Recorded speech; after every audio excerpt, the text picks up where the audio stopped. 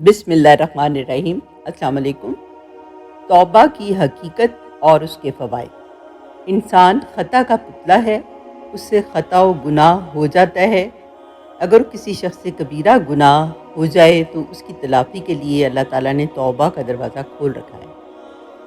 قرآن و حدیث میں بار بار امت مسلمہ کو توبہ و استغفار کی طرف توجہ دلائی گئی ہے۔ اس سے یہ سمجھ میں آتا ہے کہ مسلمانوں کے حق میں توبہ کی اہمیت بہت زیادہ ہے۔ انسان سے جب بھی کوئی کبیرہ گناہ ہوتا ہے تو اسے فوراً اپنے گناہ سے سچی توبہ کرنی چاہیے، پھر اس کے نتیجے میں اللہ تعالیٰ بندے کے اس گناہ کو معاف فرما دیتے ہیں اور بندہ پاک صاف ہو جاتا ہے۔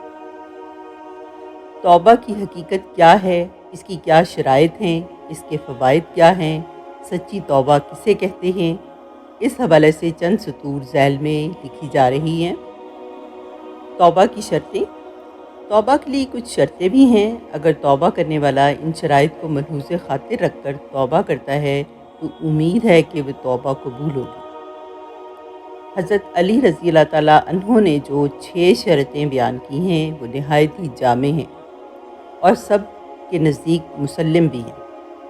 وہ شرطیں یہ ہیں: برے عمل پر ندامت، جو فرائض و واجبات اللہ تعالیٰ کے چھوٹے ہیں ان کی قضا، کسی کا مال وغیرہ غصب کیا تھا تو اس کی واپسی، کسی کو ہاتھ یا زبان سے ستایا اور تکلیف پہنچائی تھی تو اس سے معافی، آئندہ اس گناہ کے پاس نہ جانے کا پختہ عزم و ارادہ، اور یہ کہ جس طرح اس نے اپنے نفس کو اللہ کی نافرمانی کے کرتے ہوئے دیکھا ہے اب وہ اطاعت کرتے ہوئے دیکھ لے۔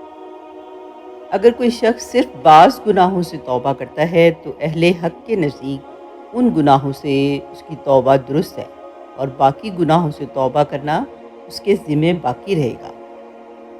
علماء کرام نے توبہ کی فرضیت کی دلیل میں قرآن پاک کی اس آیت کریمہ کو پیش کیا ہے، جس کا ترجمہ یہ ہے: اور اے مومنو، تم سب اللہ کے سامنے توبہ کرو تاکہ تمہیں فلاح نصیب ہو۔ سنن ابن ماجہ کی حدیث شریف میں ہے کہ اے لوگو، مرنے سے پہلے تم سب اللہ کے سامنے توبہ کرو۔ توبہ کب تک کی جا سکتی ہے؟ جہاں تک توبہ کی قبولیت کے وقت کی بات ہے تو اللہ تعالیٰ اس وقت تک توبہ قبول فرمائیں گے جب تک کہ قیامت کی بڑی نشانیوں میں سے ایک اہم نشانی یعنی سورج کا پچھم یعنی مغرب سے طلوع ہونا شروع نہ ہو جائے۔ سنن ترمذی کی حدیث میں ہے: یقیناً اللہ تعالیٰ اس وقت تک بندے کی توبہ قبول کرتا ہے جب تک کہ وہ جان کنی کے عالم میں نہ ہو۔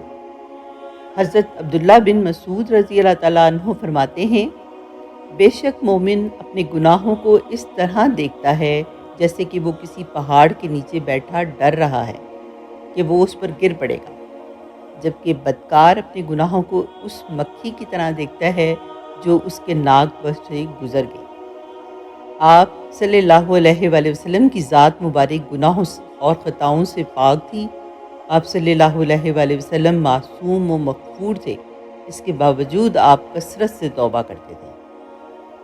اس کا مقصد یہ تھا کہ آپ صلی اللہ علیہ وآلہ وسلم کی امت یہ سیکھے کہ جب آپ مغفور و معصوم ہو کر بھی اتنی کثرت سے توبہ کرتے ہیں تو ہمیں تو اور زیادہ توبہ و استغفار کرنا چاہیے۔